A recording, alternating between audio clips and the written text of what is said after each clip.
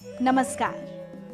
भारत केवल एक भूभाग नहीं है, बल्कि अपने आदि ज्ञान से विश्व को आलोकित करने वाला महान राष्ट्र है। शकुंतला के पुत्र भरत के प्यारे देश भारत की धरा पर आदि शंकराचार्य से लेकर कबीर, नानक, रैदास और फिर स्वामी विवेकानंद और महर्षि दयानंद जैसे महापुरुष, मनीषी, संत, पुण्य आत्माएं मानव रूप में अवतरित होते रहे हैं, जिन्होंने मानव को मृत्यु से अमृत की ओर, अज्ञान से ज्ञान की ओर, अंधकार से प्रकाश की ओर अग्रसर करने के लिए ऐसी अलख जगाई कि भारत को विश्व गुरु कहा जाने लगा। महर्षि दयानंद जी ने न सिर्फ ज्ञान की अलख जगाई, बल्कि ज्ञान रूपी अखंड ज्योत निरंतर जलती रहे, इसके लिए प्रयास किए। आइए जानते हैं महर्षि दयानंद सरस्वती के बारे में।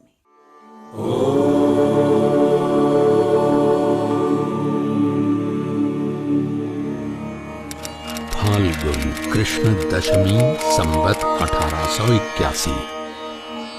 मुंबई की मोरबी रियासत का गांव टंकारा।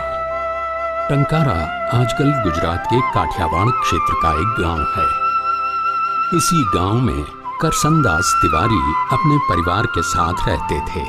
करसनदास जी के आंगन में फाल्गुन कृष्ण दशमी संवत 1881 के दिन मूल नक्षत्र के समय किलकारी गूंजी। इस बालक का नाम रखा गया मूल शंकर तिवारी। ब्राह्मण कुल में होने से बालक मूल शंकर का लालन पालन पूरे धार्मिक माहौल में होने लगा। मूल शंकर बहुत ही बुद्धिमान थे। चीजों को देखने की, समझने की दृष्टि उन्हें अन्य बालकों से भिन्न करती थी। वो बहुत जल्द चीजों को ग्रहण करते। बाल जीवन में ही कुछ ऐसी घटनाओं से उनका सामना हुआ जिनके कारण उनके जीवन का उद्देश्य ही बदल गया। बात शिवरात्रि के पर्व की है। पूरा परिवार रात्रि जागरण के लिए शिव मंदिर में ही ठहरा हुआ था। रात्रि को भजन कीर्तन होने के पश्चात भगवान शिव को प्रसाद चढ़ाया जा चुका था। धीरे धीरे सब वहीं पर सो गए, लेकिन मूल शंकर अब भी जाग रहे थे। उन्हें आस थी कि स्वयं भगवान शिव आएंगे और प्रसाद को ग्रहण करेंगे, लेकिन वे क्या देखते हैं कि कुछ चूहे शिवलिंग पर चढ़े हुए हैं और प्रसाद को भी खा रहे हैं। ये सब देखकर उन्हें एक प्रकार से धक्का सा लगा। उनके मस्तिष्क में एक सवाल कौंधा, जो ईश्वर अपनी और अपने प्रसाद की रक्षा नहीं कर सकता, वो अपने भक्तों का कल्याण कैसे कर सकता है। कुछ ही समय पश्चात उनके जीवन में और एक ऐसी घटना घटी जिससे वे बहुत ही विचलित हो गए। उस समय महामारियां बहुत अधिक फैलती थीं।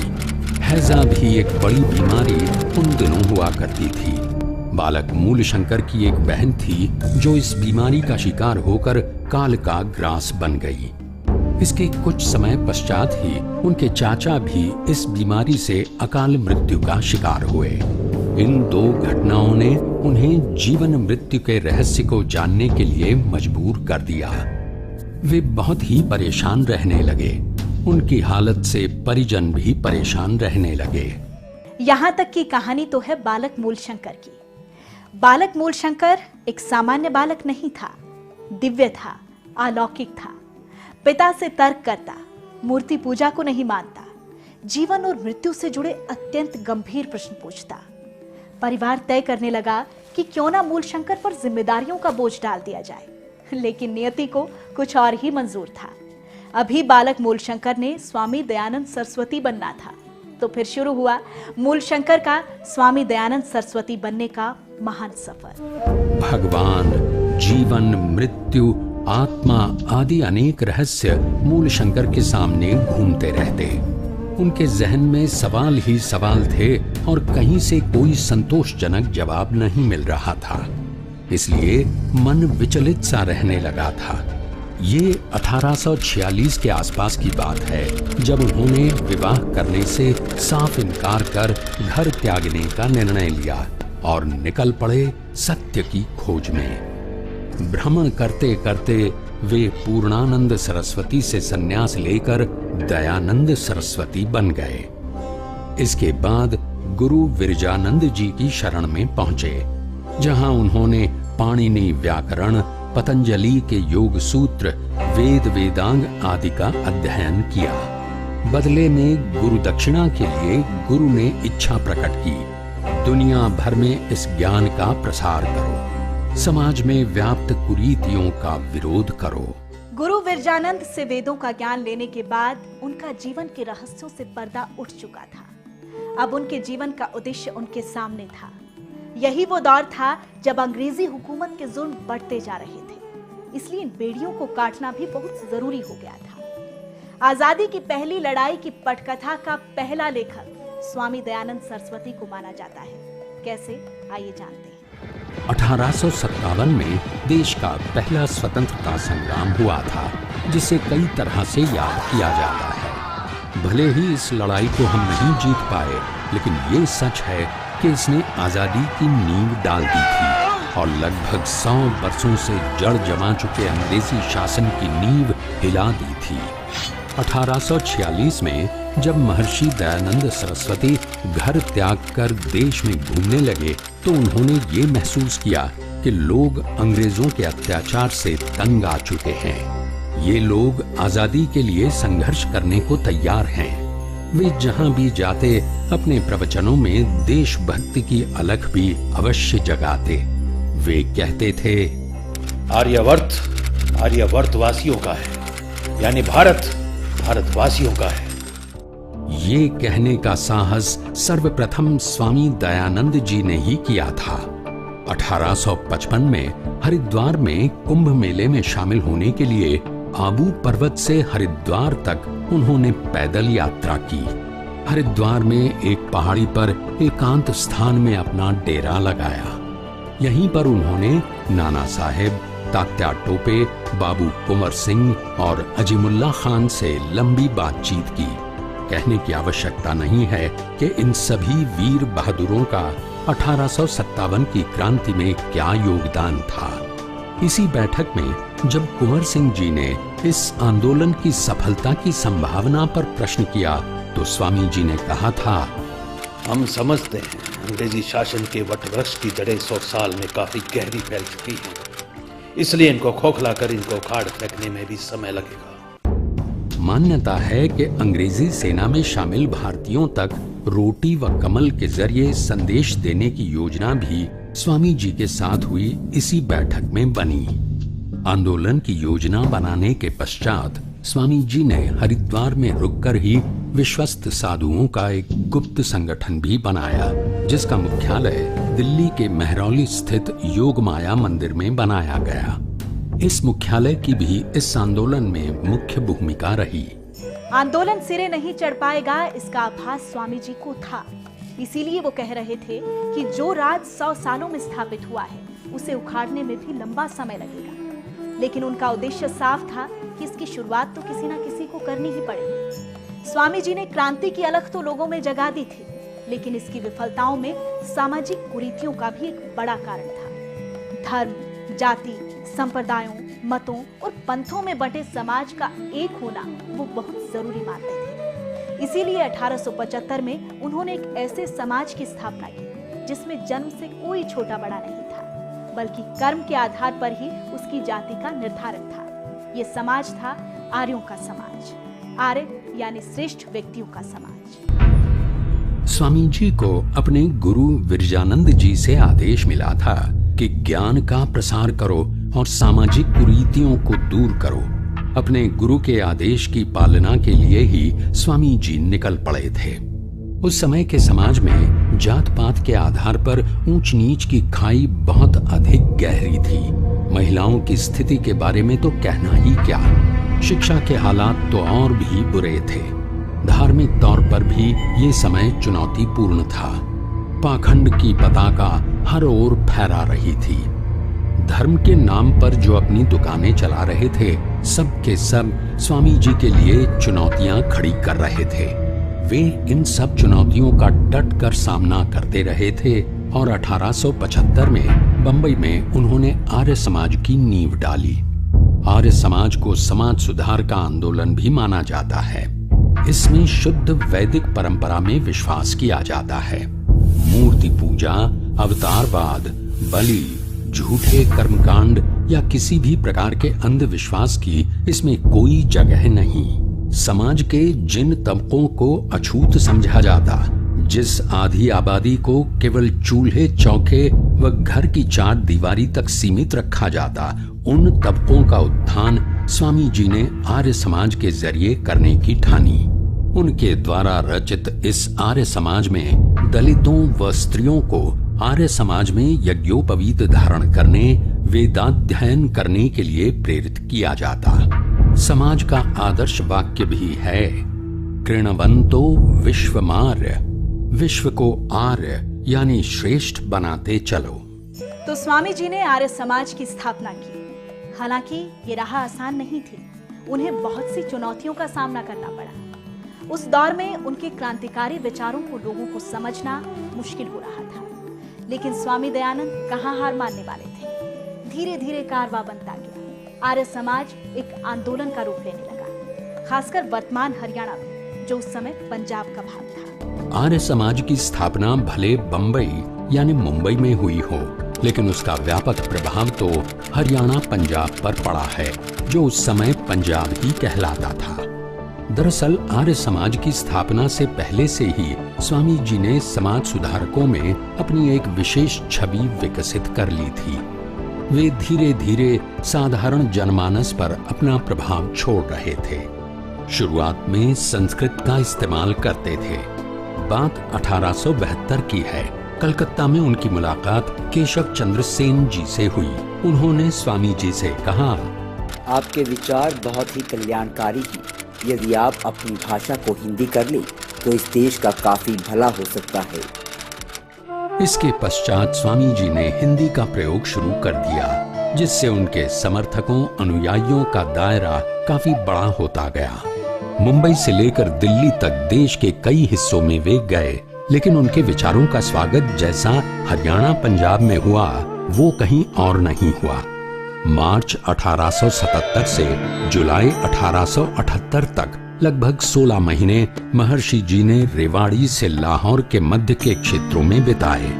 24 जून 1877 को आर्य समाज की द्वितीय शाखा लाहौर में स्थापित की और इसके बाद आर्य समाज की पताका इस क्षेत्र के चप्पे चप्पे पर फहराने लगी। स्वामी श्रद्धानंद के नेतृत्व में स्वामी दर्शनानंद, चौधरी पीरू सिंह, स्वामी वृत्तानंद, भगत फूल सिंह और स्वामी ओमानंद जैसे तपस्वियों की मेहनत से गुरुकुलों की स्थापना होने लगी। और ये उसी गुरुकुल शिक्षा का असर था कि इस आर्य भूमि में हर तरफ वेद मंत्रों की आवाजें गूंजने लगी।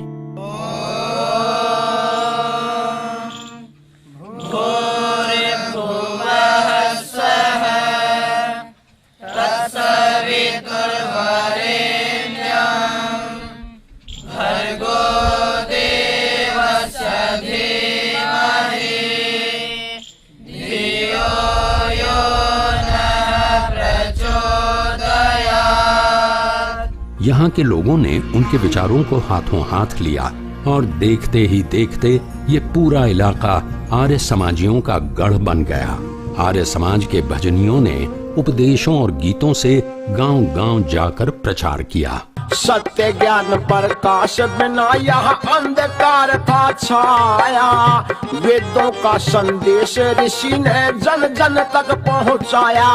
करी पाखंडियों की बोलती बंद, भारत में होया उजियारा। आए आए ऋषि दयानंद, भारत में होया उजियारा। तत्कालीन पंजाब के इस हरियाणा क्षेत्र में खेती से जुड़े तमाम समुदायों में आर्य समाज का पूरा प्रभाव पड़ा, जिसे आज भी देखा और महसूस किया जा सकता है। आर्य समाज के इस प्रभाव को लेकर हरियाणा में लोकगीत तक गाए जाते रहे हैं।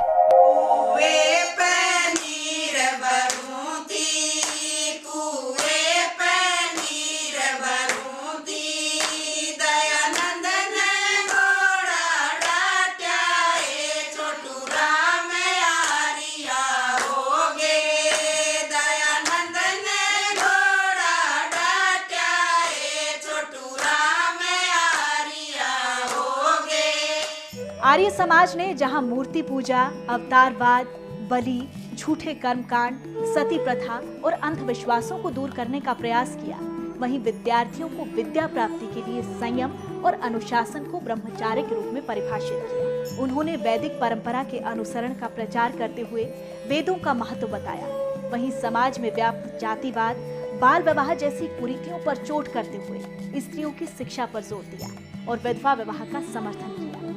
धार्मिक और सामाजिक सुधार के लिए स्वामी दयानंद जी के योगदान का समाज सदैव ऋणी रहेगा। स्वामी जी ने समाज सुधार सिर्फ अपने भाषणों और बतौर सामाजिक कार्यकर्ता नहीं किए, बल्कि उन्होंने अपने विचारों को कलमबद्ध करके भी ज्ञान के प्रकाश को फैलाया है। उनके द्वारा रचित सत्यार्थ प्रकाश ने तो इस मामले में बहुत ही अहम भूमिका निभाई है। महर्षि स्वामी दयानंद जी को कई भाषाओं का ज्ञान था।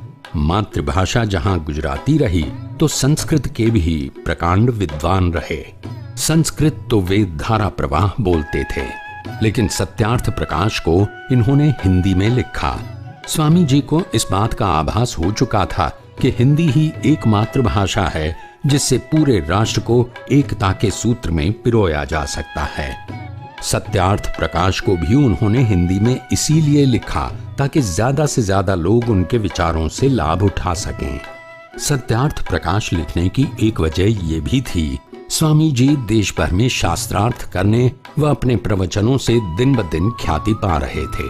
अनुयायी ये महसूस कर रहे थे कि स्वामी जी के विचार यदि लिखित भी हों तो उन्हें और भी अच्छे से समझा जा सकता है व ज्यादा लोग तक अपनी बात पहुंचाई जा सकती है।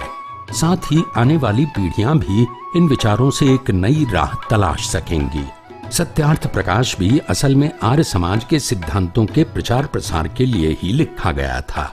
इसमें तमाम धार्मिक कुरीतियों व पाखंडों के खिलाफ आवाज उठाई गई है। सत्यार्थ प्रकाश असल में वैदिक कथनों के सही अर्थ पर प्रकाश डालता है। देश, धर्म और समाज के लिए अद्भुत काम करने वाले स्वामी दयानंद का जीवन चुनौतियों से भरा रहा है। हर क्षण उन्हें मौत को चुनौती देनी पड़ती थी। कई देशी और विदेशी ताकतें उनकी जान के पीछे पड़ी हुई थी। उनकी मृत्यु हुई भी षड्यंत्र के कारण ही थी। उन्होंने जो अंतिम शब्द बोले थे वो ये थे, प्रभु तूने अच्छी लीला की, आपकी इच्छा पूर्ण हो। स्वामी जी का देहावसान सन 1883 में दीपावली के दिन हुआ था। आइए जानते हैं क्या क्या षड्यंत्र उनकी हत्या के लिए किए गए थे। स्वामी जी का प्रभाव लोगों में बढ़ता ही जा रहा था। वे लोगों में देशभक्ति की भावना का संचार भी अपने भाषणों के जरिए कर रहे थे। अब अंग्रेज भी उनके प्रभाव को भांप रहे थे। उन्होंने स्वामी जी को बुलाकर अपनी प्रार्थना सभाओं में अंग्रेज सरकार के कल्याण की बात बोलने को कहा, लेकिन स्वामी जी ने सीधे कह डाला, अपनी प्रार्थना सभाओं में मैं ऐसी कोई बात नहीं कह सकता, बल्कि मैं तो स्वयं ये विश्वास करता हूँ, ये कामना करता हूँ कि मेरे देशवासी जल्द से जल्द स्वाधीन हों, विदेशी सत्ता के जुए से उन्हें मुक्ति मिले। बस इतना कहने भर की देर थी कि उसके बाद स्वामी जी की गतिविधियों पर नजर रखी जाने लगी। उनको खतरा मानते हुए उनकी हत्या के षड्यंत्र रचे जाने लगे, लेकिन हर बार स्वामी जी मृत्यु पर विजय प्राप्त कर लेते। पर एक बार वे जोधपुर के महाराज जसवंत सिंह के बुलावे पर उनके यहाँ गए हुए थे। यहाँ उनके प्रवचन होने लगे। स्वामी जी राजमहल में भी गए, जहां उन्होंने महसूस किया कि महाराज पर नन्ही नामक वेश्या का कुछ ज्यादा ही प्रभाव है। स्वामी जी को ये अच्छा नहीं लगा और महाराज जसवंत को समझाया, जिसके पश्चात उन्होंने स्वामी जी की बात बड़ी विनम्रता से स्वीकार करते हुए नन्ही से संबंध तोड़ लिए। नन्ही को ये बात रास नहीं आई और वो स्वामी जी के विरुद्ध हो गई। कहते हैं स्वामी जी के रसोइये कलिया उर्फ जगन्नाथ को बहका कर स्वामी जी के दूध में पिसा हुआ कांच डलवा दिया। कलिया को तुरंत अपनी गलती का एहसास हुआ, वह स्वामी जी से माफी मांगने लगा। स्वामी जी की उदारता ही थी कि स्वामी जी ने कलिया को न सिर्फ माफ कर दिया, बल्कि जीवन यापन व राह खर्च के लिए 500 रुपए भी अपने पास से दिए। अब स्वामी जी को जोधपुर के अस्पताल में भर्ती करवाया गया, लेकिन माना जाता है कि यहाँ भी औषधि के नाम पर स्वामी जी को धीमा जहर दिया जाता रहा। जब तबीयत ज्यादा खराब हुई तो उन्हें अजमेर के अस्पताल भी लेकर गए। लेकिन कार्तिक मास की अमावस की वो संध्या जिसमें हर ओर लोग दिए जलाकर अंधेरे को दूर कर प्रकाश का पर्व मनाते हैं, स्वामी जी भी अपने ज्ञान रूपी प्रकाश को फैलाकर उस प्रकाश में विलीन हो गए। भारत माँ तेरा सूरज डूब के घोर अंधेरा हो गया, काल बलि की गोद में जिस दिन महर्षि दयानंद सो गया। माना जाता है कि स्वामी जी की हत्या का षड्यंत्र असल में अंग्रेजों ने रचा था। नन्ही व जोधपुर अस्पताल के चिकित्सक तो उनके मोहरे मात्र थे। आज उनकी वसीयत के अनुरूप अजमेर स्थित ऋषि उद्यान, जहां गुरुकुल, गौशाला, यज्ञशाला और वानप्रस्थ आश्रम चलाने के साथ साथ परिसर में बने संग्रहालय में महर्षि जी से जुड़ी वस्तुओं को संजो कर रखी हुई है और यहीं पर उनकी जीवन यात्रा चित्रों के माध्यम से प्रदर्शित की गई है। परोपकारिणी सभा का वैदिक यंत्रालय उनके ज्ञान की पुस्तकें छपवाकर विश्व भर में फैलाने का काम बखूबी कर रहा है। यहाँ पर स्वामी जी द्वारा विदेशों से मंगवाई गई प्रिंटिंग मशीनों को भी संजो कर रखा गया है। उनके व्यक्तित्व और कार्यों के जरिए उनकी छवि बहुत ही प्रभावित करने वाली रही है, इसलिए उनके देहांत के पश्चात विभिन्न लोगों ने उन पर अध्ययन किया। आइए जानते हैं अन्य महापुरुषों ने उनके बारे में क्या कुछ कहा है। स्वामी दयानंद मेरे गुरु हैं। उन्होंने हमें स्वतंत्र विचारना, बोलना और कर्तव्य पालन करना सिखाया। स्वराज्य और स्वदेशी का सर्वप्रथम मंत्र प्रदान करने वाले जाज्वल्यमान नक्षत्र थे दयानंद। महर्षि दयानंद स्वाधीनता संग्राम के सर्वप्रथम योद्धा थे। भारत की स्वतंत्रता की नींव वास्तव में स्वामी दयानंद ने डाली थी। महर्षि दयानंद सरस्वती ने जो प्रेरणा जागृत की, सामाजिक क्षेत्र में, शिक्षा के क्षेत्र में, आध्यात्मिक क्षेत्र में, और सबसे बड़ी बात ये कि उन्होंने समाज में व्याप्त कुरीतियाँ, बुराइयाँ, उनके खिलाफ एक बड़ा आंदोलन खड़ा किया।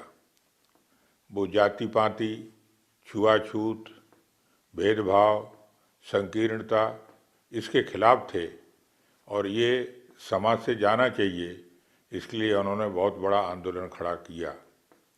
इसी के साथ साथ देश की स्वतंत्रता के लिए जो उन्होंने मूल मंत्र दिया, उसके ऊपर जनता चली और बाद में देश को स्वतंत्रता उनके द्वारा दिए हुए मूल मंत्र के आधार पर हमको प्राप्त हुई। वैदिक संस्कृति जो हमारी पुरानी धरोहर है, भारतवर्ष की आध्यात्मिक और सांस्कृतिक पहचान है, उस वैदिक संस्कृति के प्रचार प्रसार में उन्होंने पूरी तन्मयता के साथ, पूरी शक्ति के साथ प्रयास किए। और इतना ही नहीं तो शिक्षा के क्षेत्र में पुराने संस्कारों को जगाने के लिए वैदिक शिक्षा पद्धति के आधार पर गुरुकुल शिक्षा पद्धति प्रारंभ की।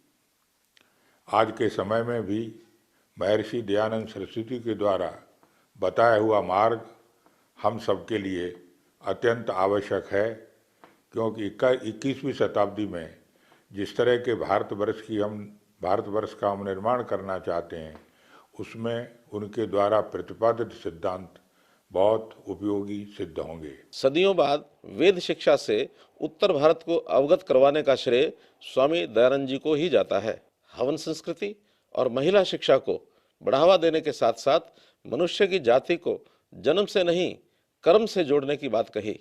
उनके द्वारा स्थापित आर्य समाज का भारत में सांस्कृतिक नव जागरण करने में बहुत महत्वपूर्ण योगदान रहा है। महर्षि दयानंद सरस्वती जी की सोच से प्रेरणा पाकर आर्य समाज के प्रचारकों ने इस क्षेत्र में जो शिक्षा क्रांति में भूमिका निभाई और आम हरियाणवी की महर्षि जी के प्रति सद्भावना को समझते हुए ही इस विश्वविद्यालय का नामकरण महर्षि दयानंद विश्वविद्यालय के रूप में किया गया, ताकि उनके द्वारा शिक्षा के माध्यम से समाज को श्रेष्ठ बनाने की मुहिम को जारी रखा जा सके। स्वामी जी की सोच को आगे बढ़ाते हुए ही विश्वविद्यालय में यज्ञशाला का निर्माण किया गया और हर रोज हवन आजादी यहाँ पे होता है। स्वामी जी की सोच और उनके साहित्य पर शोध के लिए यूनिवर्सिटी ग्रांट्स कमीशन ने अभी हाल ही में यूजीसी चेयर हमें दी है, जिसके तहत विश्वविद्यालय में महर्षि जी के जीवन, उनके संस्कार, उनकी शिक्षाओं के ऊपर गहन शोध होगा। स्वामी जी के ऊपर इस यूजीसी चेयर के अलावा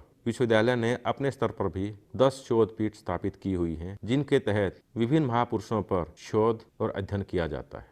विश्वविद्यालय का कुलगीत शायद इकलौता कुलगीत हो सकता है जिसकी शुरुआत गायत्री मंत्र से होती है।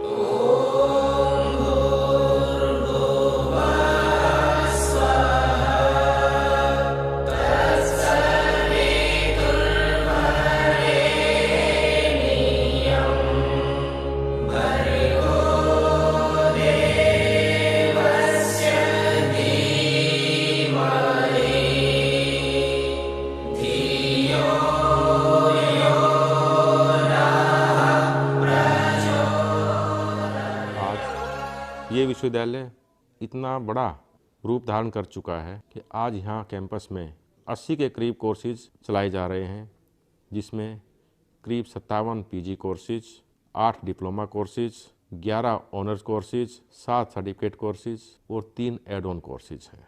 इसके अलावा यूजी लेवल पे लॉ, फार्मास्यूटिकल साइंस और इंजीनियरिंग के विभिन्न विषयों में 10 यूजी कोर्सेज भी चलाए जा रहे हैं।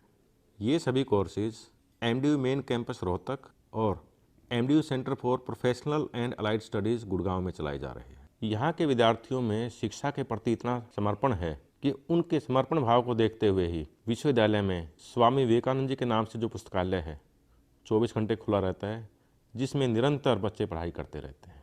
यह विश्वविद्यालय विद्यार्थियों को सिर्फ शिक्षा और संस्कार ही नहीं देता, यहाँ पढ़ने वाले विद्यार्थियों के सर्वांगीण विकास के लिए खेल और कला का भी विशेष महत्व है। आज के दिन विश्वविद्यालय प्रांगण में अंतर्राष्ट्रीय स्तर की खेल सुविधाएं हैं। हमारे विद्यार्थियों ने विभिन्न राष्ट्रीय और अंतर्राष्ट्रीय स्पर्धाओं में विश्वविद्यालय का, प्रदेश का और देश का नाम रोशन किया है। कला के क्षेत्र में टैगोर ऑडिटोरियम और राधाकृष्ण ऑडिटोरियम के नाम पे 2 हमारे पास ऐसी संस्थान हैं जिसमें बच्चों की कला और विधा उभर के आती है। उनके सर्वांगीण विकास के लिए और हरियाणवी संस्कृति को बचाने के लिए विभिन्न कार्यक्रम का भी आयोजन नियमित रूप से किया जाता है। महर्षि स्वामी दयानंद सरस्वती जी की शख्सियत बहुत बड़ी है, इसलिए कोई उन्हें देश का पितामह कह रहा है तो कोई स्वराज की नींव डालने वाला पहला व्यक्ति। वो बहुतों के गुरु हैं तो समाज को सत्य के प्रकाश से प्रकाशित करने वाली रोशनी भी वही है। ऐसी महान हस्ती के दिखाए मार्ग का अनुसरण करते हुए आज महर्षि दयानंद विश्वविद्यालय रोहतक युवाओं में संस्कार और शिक्षा के प्रसार में लगकर एक बेहतर समाज, बेहतर हरियाणा, बेहतर भारत और बेहतर विश्व बनाने में अपनी सार्थक भूमिका निभाते हुए स्वामी जी के सपने को साकार कर रहा है। नमस्कार।